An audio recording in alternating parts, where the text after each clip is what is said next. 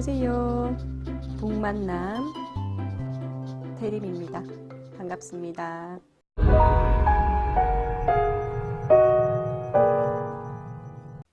오늘은 호모데우스 두 번째 시간입니다. 3부 할 차례고요.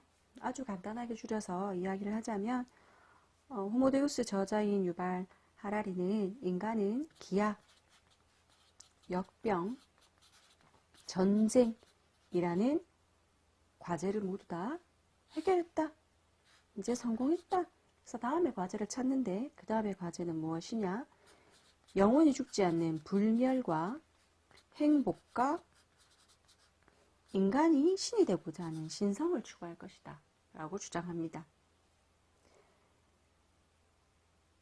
그러면서 인간이 영원히 살기 위해서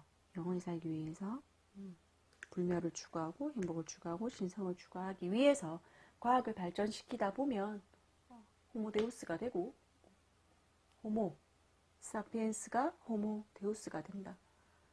그러기 위해서 과학을 계속 발전시키는데 어느 순간 만물 인터넷 이런 것들이 막 개발되고 하다 보면 인간 위에 과학이 살 것이다 라고 이야기를 해요. 유토피아를 위해서 과학을 발전시키지만 그 종착점은 유토피아가 아니라 디스토피아일 것이다 라고 주장을 합니다. 한번 3부 읽어보겠습니다. 호모 사피엔스 지배력을 잃다. 인간은 앞으로도 계속 세계를 운영하고 세계에 의미를 부여할 수 있을까? 생명공학과 인공지능은 어떻게 인본주의를 위협할까?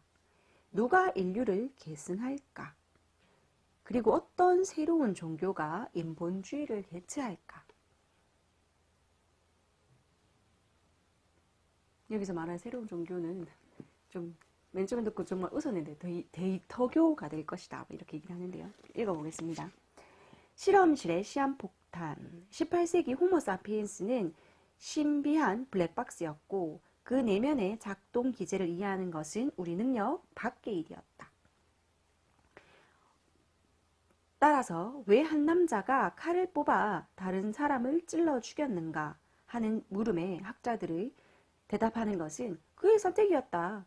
그는 자신의 자유의지로 살인을 선택했고 따라서 그 범죄에 대한 책임은 온전히 그에게 있다 라고 주장을 했는데 블랙박스를 열어보았더니 영혼이라든가 자유의지라든가 이런 자아 같은 건 없었다라고 얘기합니다. 어떻게 말하냐면 물리적, 화학적 법칙의 지배를 받는 유전자가 있을 뿐이고 호르몬이 있을 뿐이고 뇌의 뉴런이 있을 뿐이다 라고 이야기를 합니다. 그러니까 유발 하라리가 주장하는 글을 쓰고 있는 이제 흐름을 좀 파악하셨나요? 전 어떻게 쓰고 있냐면 이러한 전제를 내어놓고 이 전제를 깨고 다시 새로운 전제를 이야기하고 새로운 주장을 펼치고 이러거든요. 정말 인간의 자아는 없을까요? 인간의 자아를 과학적으로 설명할 수는 없겠죠. 그죠? 눈으로 보이는 부분이 아니니까. 이게 논리적인 오류예요. 그래서 눈으로 보이는 유전자와 호르몬과 뉴런으로 이것을 대체해버리면서 말을 해버리면 정말 인간의 자유의지와 자아는 없는 것이 되어버려요. 논리적인 오류인데 제가 이 책을 3번 읽으면서 이렇게 이런 것들을 꼼꼼히 따져보면서 읽으니까 이렇게 여러분들이 이야기를 할 수 있는데 그냥 아무 생각 없이 이 책을 읽다 보면 이 저자의 논리에 그냥 휘둘려 버리거든요. 그러면 막 진짜 불안감에 막 휩싸이고 정말 세계가 이렇게 변하는 거야? 뭐 이렇게 생각할 수도 있는데 아니잖아요, 사실. 진짜 인간이 유전자와 호르몬과 뉴런뿐인가요? 여기서 내가 빨간색 자동차를 살 것인지 까만색 자동차를 살 것인지 이런 선택, 정치에서 투표를 할 때 내가 A 정당에 투표할 것인가 B 정당에 투표할 것인가 라는 것은 이제 이 저자는 선택이 아니다. 아까 얘기했죠.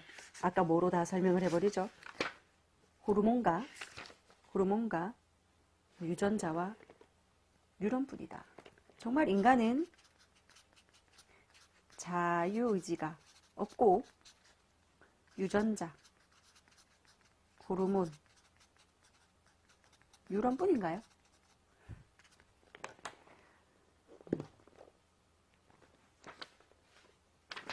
그래서 어떤 논리를 설명을 자꾸 하냐면 이제 인간은 자유의지가 없고 유전자, 호르몬, 뉴런뿐이다라는 주장을 해야 되니까 이것들에 대한 근거를 얘기할 거 아니에요. 뉴런은 뭐예요? 뇌를 가지고 자꾸 이야기해요. 뇌를 가지고.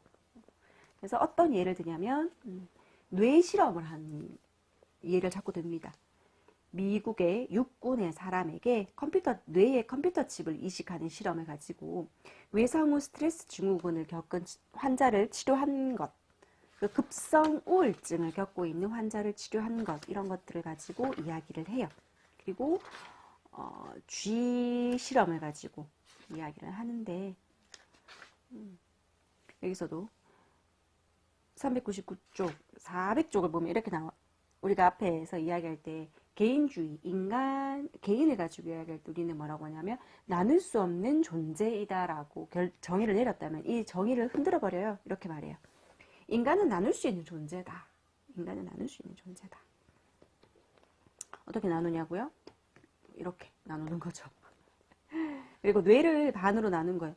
뇌를 이야기한다 그랬잖아요. 뇌의 우뇌와 좌뇌를 가지고 이야기를 하면서 이야기해요. 그러면서 이제 이런 실험들을 자꾸 이야기해요. 뇌 실험. 뇌를 다친 사람들에게 어떠한 실험. 그러니까 우뇌와 좌뇌를 연결시키는 그런 부위가 다친 사람들을 이제 자꾸 실험하면서 나뉠 수 있다라는 이야기를, 그런 논리를 막 펼칩니다. 그래서 또 누구를 또 예를 들냐면 이제 엄마들이 이제 아이를 놓을 때 엄청나게 고통을 겪잖아요. 근데 이 고통에 대한 경험을 이제 고통의 수치로만 실험을 테스트를 할 때 이제 엄마들은 그것들을 그죠 모성애로 이렇게 잊고 다시 또 아이를 놓고 막 이런 부분을 또 설명을 하고요. 또 인생의 의미에 대해서 또 이야기를 하면서 어떤 이야기를 하고 있냐면 정치학의 이야기를 하는데요. 정치학에 이런 현상이 있대요. 우리 아들들의 죽음은 헛되지 않았다라는 증후군이라 부르는 이런 게 있는데 1915년 그러니까 세계 제1차 대전의 이야기를 합니다. 이탈리아가 전쟁을 치르면서 정말 쉽게 끝날 줄 알았던 오스트리아 헝가리 제국이 부당하게 차지한 이탈리아 영토를 얻기 위해서 전쟁을 했는데 너무 많은 사람들이 죽게 돼요. 이탈리아군은 15,000명의 병사를 잃었다. 두 번째 전투에선 4만 명을 잃었다. 세 번째 전투에서 6만 명을 잃었다. 계속 짓는 거예요. 그죠? 전사한 이탈리아 병사는 거의 70만에 달했고 부상자는 100만 명이 넘었다. 그러면 그렇게 엄청나게 많은 부상자들이 나타났으면 전쟁 더 이상 안 해야 되잖아요. 이길 가능성이 별로 없으면 그냥 포기하는 것이 현명한데 어떻게 하냐면 이제 정치인들은 죄송합니다. 전쟁은 실수였습니다. 이런 실수 다시는 안 할게요. 라고 말하는 것이 아니라 죽은 그러한 이제 그런 군인들은 영웅입니다. 그들의 죽음은 이제 이탈리아의 땅을 다시 되찾을 것입니다. 라고 이렇게 여러분이 죽은 아들들의 죽음은 헛되지 않았다라는 것을 계속 상기시키면서 전쟁을 계속 한다는 거예요. 전쟁 통해 다리를 잃은 그런 군인도 내가 잘못된 선택으로 괜히 전쟁에 나가가지고 다리를 잃었네 라고 생각하는 것이 아니라 내가 이탈리아의 영원한 영광을 위해서 내 한 몸 희생했어 라고 이렇게 합리화시켜 버린다는 거거든요. 이러한 이야기들을 하면서 그러니까 우리가 합리적이지 못한 생각들을 한다라는 것들을 쭉 이야기해요. 쭉 이야기하면서 또 이제 또 있었던 일들을 가지고 이야기하는데 IBM의 왓슨이 2011년 텔레비 퀴즈 프로에 출연해서 2명의 적수를 이겼다. 우리나라에도 있었잖아요. 알파고가 이세돌 구단을 이겼죠. 그런 부분들. 그래서 그 일을 계기로 어떡하지?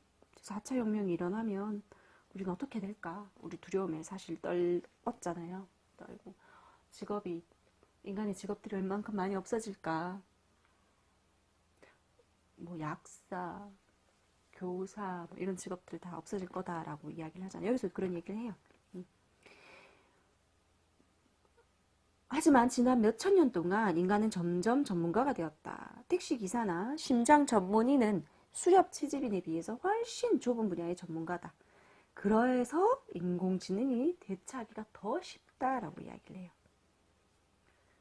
모든 활동에 책임지는 관리자조차도 인공지능이 대체할 수 있다. 명령의 대부분이 인간의 감독 없이 알고리즘에 의해서 처리된다. 이게 사실 인간들이 가장 두려워하는 부분이잖아요. 인간 대신에 컴퓨터가 이런 알고리즘이 대처할 수 있다. 이런 것들을. 여기서 얼마나 이렇게 말을 이렇게 쓰거든요. 442페이지인데요, 지금. 어떤 이 회사는 온코바인더라는 알고리즘을 고용해 라고 표현하고 있어요. 고용해. 맞춤화된 암 치료법을 선택하고 평가한다. 알고리즘을 고용한대요. 인간을 고용한다라는 그렇게 쓰는 이 고용한다를 이제 알고리즘에 적용시켜서 글을 써버렸거든요. 알고리즘이 인간을 직업 시장에서 몰아내면 전능한 알고리즘을 소유한 소수 엘리트 집단의 손에 부와 권력이 집중될 것이고 전례 없는 사회적 불평등이 발생할 것이다. 아니면 그 알고리즘들이 스스로 주인이 될지도 모른다. 여기서 어떻게도 또 이야기를 하냐면 신이 예전에 인본주의가 있었기 전에 신이 이 세상 모든 것들을 소유하고 지배했었던 그런 시절이 있었긴 하잖아요. 중세 시절도 있었고 그죠? 근데 신이 땅을 소유하고 사람을 고용할 수 있었다면 알고리즘은 왜 안 되는가? 제가 보기에는 좀 이 부분은 억측이긴 한데 논리적인 오류가 있긴 하지만 이렇게 그냥 이야기를 전개시켜요. 신이 땅을 소유했고 신이 사람을 고용했다면 A가 B 했고 B가 C 했으면 A가 C 하는 건 안 되나? 이런 논리로 지금 설명을 하거든요. 그러면서 그러면 사람은 무엇을 할 것인가? 라고 하면서 이야기합니다. 이게 우리가 사실 두려워하는 부분인 것 같아요. 4차 혁명이 일어나면 AI, 인공지능이 무한정 개발되면 어떠한 일들이 일어날까? 정말 인간의 대부분의 직업들은 그런 컴퓨터 알고리즘이 대처하는 그런 시대가 올까? 뭐 어떻게 해야 될까? 2013년 9월 옥스퍼드 대학교의 연구자인 칼 베네딕트 프레이와 마이클 오스본이 지은 고용의 미래라는 보고서를 보면 향후 20년 안에 컴퓨터 알고리즘이 이제 인간들의 직종을 이제 밀고 나갈 것이다라는 것, 그 확률을 조사했는데요. 미국에 존재하는 직업의 47%가 고위험군에 속한다라고 보고서는 밝히고 있대요. 2033년에 텔레마케터나 보험업자들은 알고리즘에게 일자리를 뺏길 것이 99%다. 스포츠 심판도 98%가 대신할 거고 계산원도 97%가 요리사도 96%다. 웨이터 94%, 물리치료사 94%, 관광 가이드 91%, 제빵업자 89%뭐 이렇게. 그래서 2033년에 이제 가상 설계사 같은 새로운 직종이 생겨날지도 모르는데 그럼 어떤 직종이 생겨날 것이냐? 우리는 새로운 직업을 창조하는 것이 아니고요. 이렇게 말하고 있어요. 인간이 알고리즘보다 잘하는 새 직업을 창조해야 돼. 그냥 새 직업이 아니라 알고리즘보다 잘할 수 있는 새 직업을 창조해야 돼. 앞부분에서 제가 읽진 않았는데 예술 분야도 인간의 고유 영역이 아니라 컴퓨터가 충분히 그러한 예술, 작곡, 그림 그리는 거 다 대처할 수 있다라고 설명을 하고 있거든요. 2014년 예일대학교의 연구팀이 아이폰으로 제어하는 인공췌장에 대한 임상 실험을 최초로 성공했다. 당뇨병 환자들을 52명을 이 실험에 참가했다라고 하면서 이제 점점 우리 생활 속에 들어오고 있는 그런 과학 기술들을 설명하고 있습니다. 이야기하고 있습니다. 네.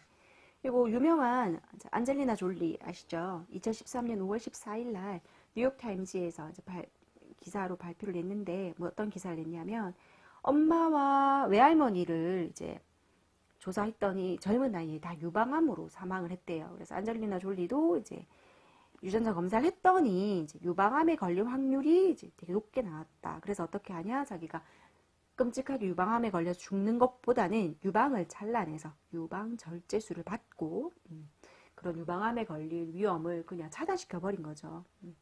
2013년 있었던 일입니다. 실제로 있었던 일들을 이제 자기의 주장의 근거로 집어넣으면서 이야기를 하거든요. 그래서 우리가 유전자 검사, 유전자를 연구하는 이유 중에 하나도 이제 이런 유전자를 미리미리 읽어내서 유전자 지도를 알아내면 내가 어떤 병에 걸릴 것이고 그럼 난 어떻게 대처하면 되느냐. 사실 유전자 지금 발전된 속도는 사실은 좀 엄청나게 발전되어 있어요. 지금도 병원에 가면 한 100만 원 정도의 비용을 지불하면 정말 어린 아이들의 유전자를 검사하면 이 아이가 이제 이런 병에 걸릴 확률이 이렇다, 이 병에 지금 걸린다, 이런 식으로 이렇게 볼 수 있거든요. 그게 이제 의료보험에 적용이 되지 않기 때문에 이제 한 100만 원 정도, 100만 원 더 이상의 비용이 들 수도 있고요. 그러니까 그만큼 발전은 되어 있어요. 발전은 되어 있고 그렇게 많이 사용화되진 않지만 그만큼의 과학이 발전되어 있거든요. 사실. 그러니까 우리가 이런 부분을 걱정하는 것 같기도 해요. 많은 사람들이 의사결정의 과정의 대부분을 이런 시스템의 손에 기꺼이 넘길 것이다. 예. 기꺼이 넘기실 거예요? 여기서 기꺼이 넘길 거라고 표현한대요. 적어도 중요한 선택에 직면하면 이런 시스템에게 자문을 구할 것이다. 사실 우리나라 사람들 뭐 점집에 많이 찾아가기도 하잖아요. 이런 일을 이걸 할까요? 저걸 할까요? 우리는 막 주역을 막 펴서 막 복채를 주면서 하는 그런 것보단 이제는 이런 시스템에 묻지 않겠나라고 하는 건데 뭐 그럴 수도 있겠죠. 여기서 어떤 예를 들고 있냐면 내가 A란 남자와 B란 남자가 있는데 여기서는 존과 폴이 둘 다 나에게 작업을 걸고 있어. 둘 다 좋은데 어떤 좋은 면이 좀 달라. 그럼 난 너무 힘들어. 존은 이게 좋고 폴은 이게 좋거든. 어떡하지? 그러니까 구글에게 질문을 하면 이제 대답을 해준다는 거예요. 근데 너가 데이트했는 날 정확한 날짜를 보면 너의 심장 박동, 혈압, 혈당 수치를 내가 분석해 보니까 장기적으로 봤을 때 나는 존을 선택하라고 권해. 왜냐하면 장기적으로 너가 그와 함께 할 때 더 만족스러울 확률이 87%야. 이렇게 얘기한다는 거죠. 너무 재밌었어요. 저 이 부분을 읽으면서. 진짜. 나의 심장 박동수, 혈압, 혈당 수치를 가지고 이야기한다는 거죠. 그죠? 그리고 어떤 얘기를 또 하고 있냐면, 페이스북을, SNS 하십니까? SNS 하시죠?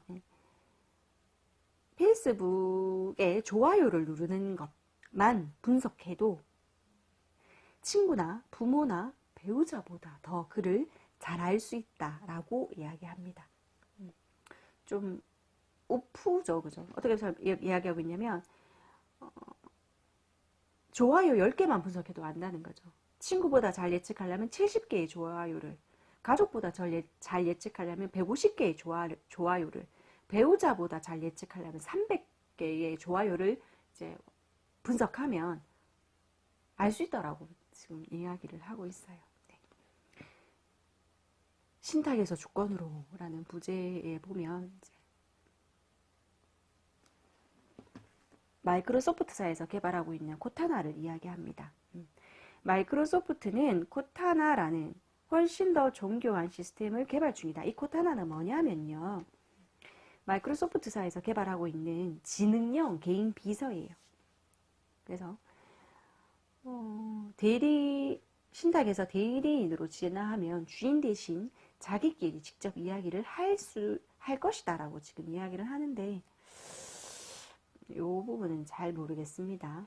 이 부분은 잘 모르겠지만 유발 하라리는 이렇게 얘기하고 있어요. 그러니까 사람 대 사람이 만나는 것이 아니라 코타나 대 코타나가 서로를 이제 대리인으로서 주인이 나서지도 않고 코타나끼리 우리 주인은 이래, 너 주인 이렇지, 이렇게 만나보고, 그리고 우리 주인이 이렇고 너희 주인이 이러니까 우리 뭐 이렇게 할까? 우리 주인이 말할 확률은 1, 2, 3 이거야. 너희 주인이 뭐 2, 3, 1을 이야기할 것 같아. 뭐 이런 식으로 막 코타닥끼리 이야기한다는 거예요. 그 얘기를 하면서 또 무엇을 얘기하냐면 지금 미국 시장에 종이책보다 전자책 읽는 사람이 훨씬 더 많다. 이걸 가지고 또 이야기를 하는데 저는 전자책과 종이책이 둘 다 있다라면 종이책을 저는 볼 것 같거든요. 전자책을 보시는 분들을 보니까 눈이 잘 안 보이셔서 이제 글자를 화를 크게 키울 수 있으십니까?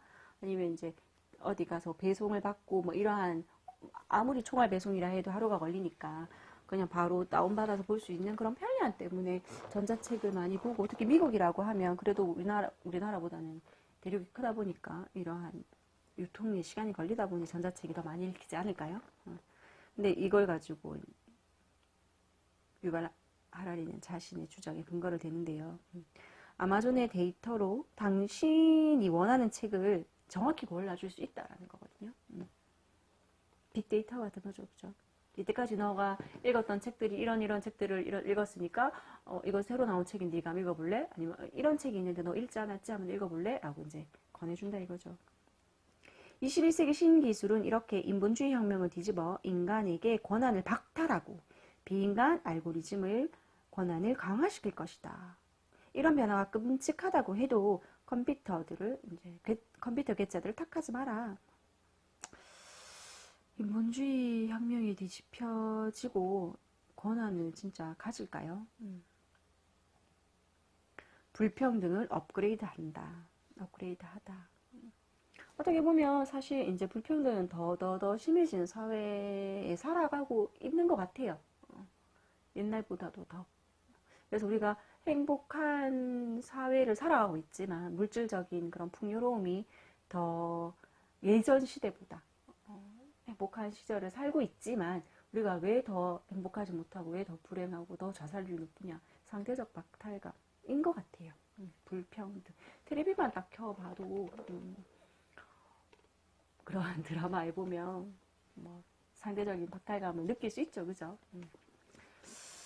그래서 그렇고요. 그래서 뭐 평등주의와 엘리트주의를 가지고 막 이야기를 합니다. 의식의 바다. 새로운 종교는 실험실에서 탄생할 것이다. 새로운 종교는 실험실에서 탄생할 것이다. 여기서 이제 새로운 종교는 이제 인본주의, 신이 인간을 다스렸던 시대에서 인간이 중심이 되었던 인본주의 시대에서 이제는 넘어간다는 거죠. 데이터교라고 이야기를 합니다. 기술 종교는 알고리즘과 유전자를 통해 구원을 약속할 것이다. 그리고 어디에서? 실리콘밸리에서. 기술 인본주의는 인간의 마음을 업그레이드해서 우리가 알지 못하는 경험과 의식 상태를 접근하려고 한다.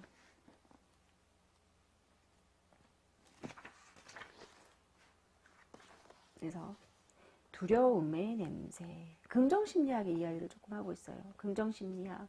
저도 관심 있게 생각하고 많은 책들을 좀 보고 있는 부분이 긍정심리학인데요. 1990년대 마틴 슬러그먼, 에드 디너 뭐 이런 사람들이 마음의 힘을 연구해야 된다라고 하면서 연구했었던 게 긍정심리학인데 사피엔스가 이제 코의 중요성은 뭐냐면 이제 옛날에 음식이 상했는지 냄새를 맡아보고 이런 코의 중요성을 잃었다라고 표현하거든요. 코는 소수의 개인을 상대할 때만 유용했다. 근데 이제는 우리가 막 냄새를 맡아가면서 음식을 상했고 안 상했고 수렵인들이 막 항상 예민하게 막 냄새를 맡고 돌아다녔다면 현대사회에서는 그렇진 않잖아요. 유통기한을 보고 냉장고에 들어있는지 안 들어있는지 이런 걸 보고 이제 음식을 선택하는 것이지 사실 막 냄새를 막 맡으면서 막 이렇게 하진 않으니까 그런 얘기를 하고 있어요. 현대 인류는 소외 공포를 알고 있다. 사실 우리가 SNS를 하면서 인싸가 되려고 하는 것도 이제 좋아요를 누르거나 뭐 하트를 누르고 뭐 이런 것들도 다 소외 공포를 앓고 있다라고 표현을 했어요. 우리는 냄새를 맡고 집중하는 것뿐만 아니라 꿈꾸는 능력도 잃고 있다라고 표현하고 있습니다. 꿈을 꾸는 능력. 꿈을 꾸는 능력도 잃고 있다. 인간의 의지를 신성시한다. 하지만 기술의 진보로 우리 욕망 자체를 재형성하고 조작할 수 있게 되면 어떤 일이 일어날까라고 이야기하면서 인본주의의 첫 번째 계명은 자기 자신에게 귀를 기울여라 라고 했던 이것이 이젠 더 이상 진리가 아니다 라고 이야기를 하면서요, 데이터교를 이야기합니다. 정치인들, 사업가들, 소비자들은 데이터교는 획기적인 기술과 막대한 새로운 힘을 제공해 준다. 데이터교. 모든 권력은 어디로 갈까?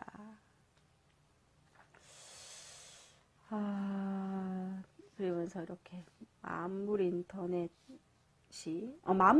어떤 거냐면요, 모든 것들에 그냥 다 이제 인공지능이 다 달려 있는 그런 것들이 만물 인터넷이거든요. 그냥 근데 지금 만물 인터넷이 되게 우리 지금 현재 삶 속에도 되게 많이 들어와 있어요. 알게 모르게. 그러니까 생각할 수 있는 능력이 사실 인간에게만 있다라고 우리가 생각하는데, 뭐 핸드폰 이런 걸 넘어서서요. 어떤 모든 이런 책상, 이런 책들, 이런 것들에게 다 이제 만물에 다 인터넷이 되는 그런 걸 생각하시면 되거든요. 인류가 실제로 단일한 데이터 처리 시스템이라면 그 산물은 무엇일까?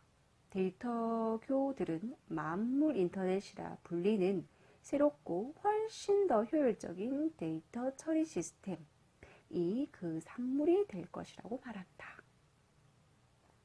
이 과업이 완수되면 호모 사피엔스는 사라질 것이다 라고 유발 하라리는 이야기하고 있는데요. 정말 그럴까요? 정말 그렇게 되지는 않겠죠. 만물 인터넷이 개발이 되고 있고요.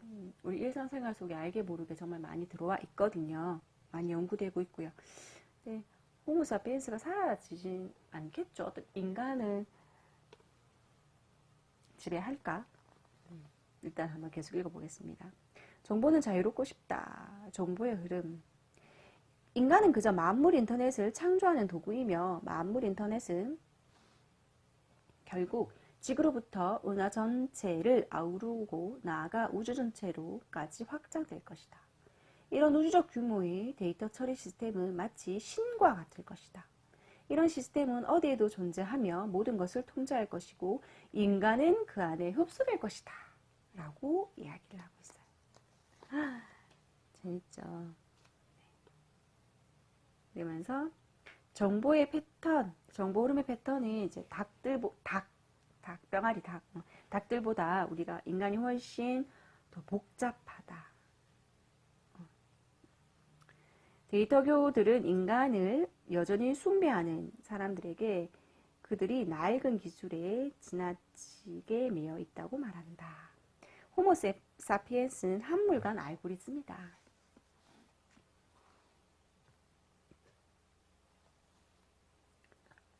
여기서 어떻게 얘기하고 있냐면, 내 몸은 물론 거리의 자동차, 부엌의 냉장고, 닭장의 닭, 정글의 나무까지 모든 것이 만물 인터넷에 연결되어야 한다. 냉장고 안에 계란 몇 개가 남았는지 지켜보면서 닭장의 배송 일자를 알릴 거고, 자동차들은 서로 연락할 것이고, 정글들의 나무는 날씨와 이산화탄소 농도를 보고할 것이다. 우주의 어느 한 부분도 생명의 거대한 웹과 연결이 끊겨서는 안 된다. 반대로 가장 큰 죄악은 데이터 흐름을 차단하는 것이다. 정보가 흐르지 않는 것이야말로 죽음이 아니겠는가. 따라서 데이터교의 정보의 자유를 최고의 선으로 친다. 인본주의 혁명으로 자유, 평등, 박애 라는 것이 18세기였다면 쭉 넘어가서 데이터교는 새로운 가치, 정보의 자유라는 그런 운동을 할 것이다. 이렇게 얘기하거든요. 그런데 정보의 자유를 표현의 자유라고 오래된 자유주의 이상과 혼동되어서는 안 된다. 정보의 자유와 표현의 자유를 헷갈리지 말아라고 이야기를 하고요. 표현의 자유는 인간에게 주어졌고 원하는 것을 생각하고 말하는 인간의 권리를 보호하는 것이라면 여기에는 입을 다물 권리와 생각을 밝히지 않을 권리도 포함된다. 반면 정보의 자유는 인간에게 주어진 것이 아니라 주어가 바뀌었다는 거예요. 누구에게 주어진 거냐면 정보에게 주어진. 그러니까 정보의 자유. 인간의 표현의 자유가 아니라 정보. 이것의 자유. 그러니까 주어가 인간에서 정보로 바뀌었다는 거거든요. 정보의 자유. 인간에게 주어지는 자유가 아니라 정보에게 주어지는 자유다. 더구나 이 새로운 가치가 전통적 표현의 자유를 침해할 수도 있다. 정보가 자유롭게 유포될 권리는 인간이 정보를 소유하고 그 흐름을 제한하는 권리보다 훨씬 우선하기 때문이다 라고 표현을 합니다. 그리고 기록하고 업로드하고 공유하라.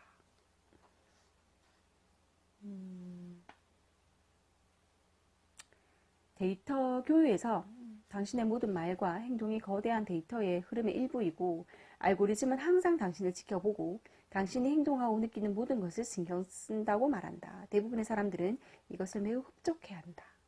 진정한 신자들은 데이터의 흐름과 연결이 끊기는 것을 인생의 의미 자체를 잃는 것으로 생각한다.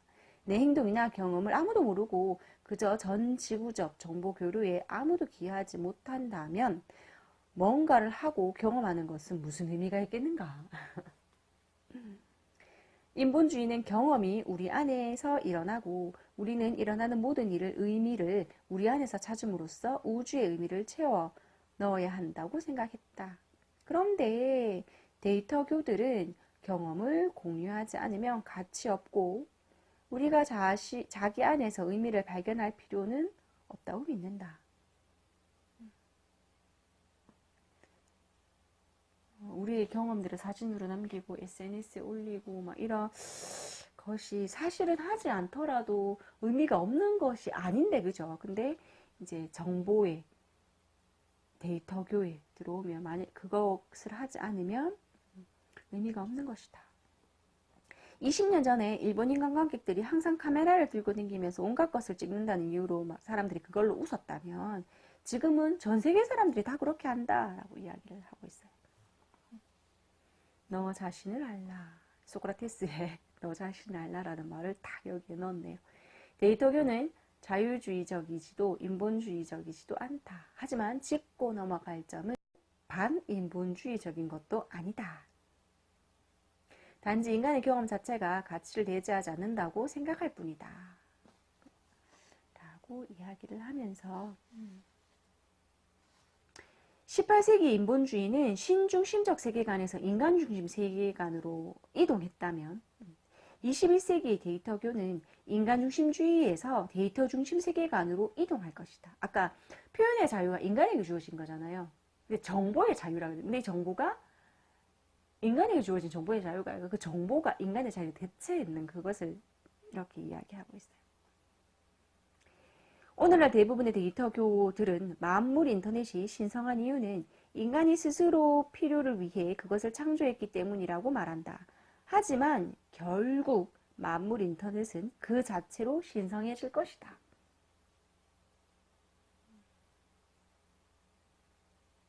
인간이 필요해서 만물 인터넷을 만들었는데 만물 인터넷이 주객이 전도되어 버린다는 거겠죠. 주인이 바뀌어 버린다라는 이야기를 하는 거거든요. 인간 중심적 세계관에서 데이터 중심적인 세계관으로 이동은 그저 철학적인 혁명으로 그치지 않고 실용적인 혁명이 될 것이다. 진정 중요한 혁명은 모두 실용적이다. 인간이 신을 지어냈다. 인본주의 사상에서 중요한 것은 실생활에서 광범위한 영향을 미쳤기 때문이다. 마찬가지로 유기체는 알고리즘이라는 데이터 교의 교의가 중요한 것은 그것이 일상생활에 영향을 미치고 있다. 사상은 행동을 바꿀 때 비로소 세계를 바꿀 수 있다. 라고 글을 쓰고 있어요. 루소의 에밀을 가지고 이야기했었잖아요. 내 감정에 귀를 기울여라 라고 했던 것을 뭘로 바꾸냐? 이제 알고리즘에 귀를 기울여라로 바뀌어야 된대요. 데이터의 흐름, 그 속에 잔 물결을 봐야 된다라고 이야기를 합니다. 그러면서 마무리를 어떻게 하냐면, 하지만 우리가 생명이라는 실로 장대한 관점으로 본다면 상호 관련된 다음의 세 과정 앞에서 다른 모든 문제와 상황들은 작게 보일 것이다 라고 하면서 이야기를 하고 있어요.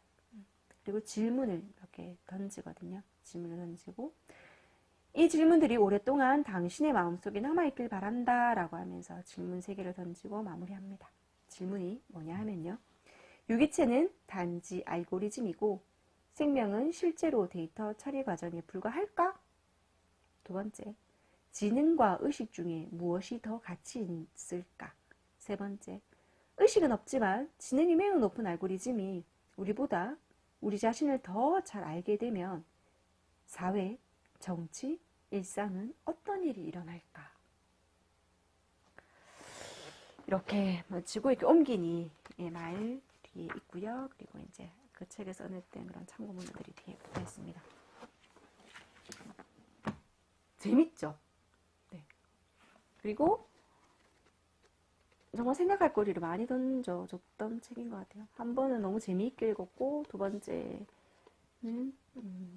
이 테이프를 붙여가면서 읽었고, 세 번째는 줄을 그어가면서 읽었는데, 제가 그냥 단순히 리뷰한다기보다는 계속 비판하면서 이야기를 좀 했습니다. 네. 그래서 호모데우스를 다 읽기도 전에 사피엔스를 빨리 읽고 싶었어요. 호모데우스는 이제 유발 하라리가 이제 미래 세계에 대해서 썼는 책이라면, 유발 하라리가 역사학자잖아요. 그래서 이 책은 정말 잘 썼다라고 하더라고. 이 책은 더. 이거는 약간 좀 이슈가 되기 위해서, 잘 팔리기 위해서 약간 썼는 책인 것 같고요. 재밌게 그냥 좀 그냥 이 사람의 논리를 그냥 따라가면서 읽으면서 그래 너는 그렇게 생각하는구나. 이 사람이 그냥 생각해요. 우리가 이제 살아가면서 인간이 호모사피엔스가 호모데우스가 되지도 않을 뿐더러 과학이 발전되더라도 우리가 진짜 이 전제 자체에 기하역병 전쟁의 문제가 완전히 사실 해결된 것도 아니지만 이것이 어느 정도 해결됐기 때문에 불멸, 행복, 신성을 추구한다? 행복을 추구하는 건 맞아요. 행복을 추구하고 그 행복 안에 건강이 있기 때문에 건강하게 사는 삶을 추구하는 것이지 불멸을 추구하는가? 신성을 추구하는가? 호모데우스 리뷰였고요. 한번 읽어보시고 재밌는 책이었습니다. 제가 다음에는 사피엔스를 읽고 돌아오겠습니다.